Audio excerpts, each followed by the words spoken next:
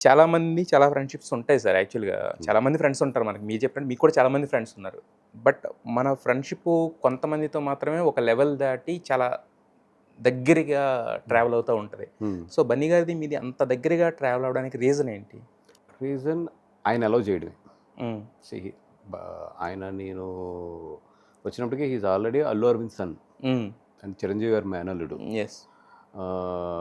Already one of the very good and big family in Andhra Pradesh and hmm. అప్పుడు combined హ్మ్. ఆంధ్రప్రదేశ్ కాబట్టి. హ్మ్.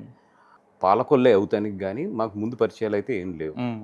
లేవు. జస్ట్ నేను మారుతి వీళ్ళ ద్వారా అండ్ వీళ్ళ కామన్ ఫ్రెండ్స్ ద్వారానే ఆయనకి పరిచయం అయ్యాను. హ్మ్. బట్ సమ్‌వేర్ ఏంటంటే ఆయనకి హెల్ప్‌ఫుల్‌గా ఉంటాను అని నా వాళ్ళ బ్రదర్ నన్ను పరిచయం చేస్తే హ్మ్. ఇద్దరం జస్ట్ ఒక జర్నీ, ఒక ఫ్రెండ్‌షిప్‌గానే స్టార్ట్ అయ్యాం ఇద్దరం అంతే. హ్మ్. హ్మ్.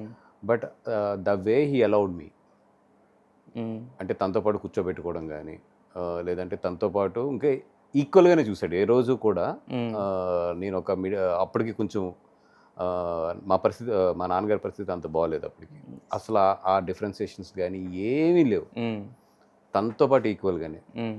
అంటే తన ఇంట్లోనే, తన రూమే, హ్మ్. తన రూమే నా రూము, తన కారే నా కారు. హ్మ్. అయినా కూడా అసలు ఏ రోజు కూడా ఎవరు ఏంటి అనే డిఫరెన్షియేషన్ అయితే మాత్రం ఎప్పుడు చూపించలేదండి. హ్మ్.